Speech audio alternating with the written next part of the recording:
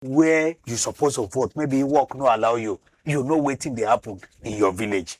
Because the moment where they upload them, all citizens get access to INEC portal to know how it dey happen.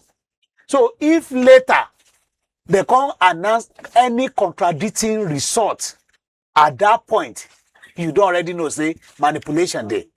So now waiting politicians no want be this. They don't want that transparency. Now why all this manipulation be there? Now the reason why I talk say it is condemnable. By implication, it did there say okay, they can transmit this result electronically. But there's no provision where talk say now it must be transmitted. So by implication, Nigerians no one dabble into their experience in 2023, where they can't talk, say, okay, because we get technical glitch. Now the reason why we no fit transmit this result. And by implication, nobody feel hold them responsible for that. Because now them on their own talk say this is how we want to do them.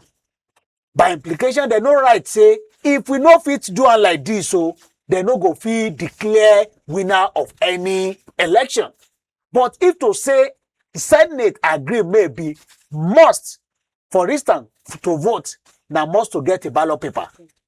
If they make it must, say if you no transmit election results, then we are not counting it.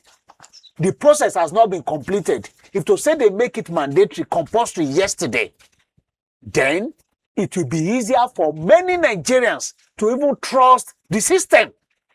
Because whether you win genuinely or not now, Nigerians don't even want to say you win. The moment you are not on their good side, they have this impression already. The trust deficit, they already say whatever you are doing is not making any sense. In as much say, na person where they no want, now win election.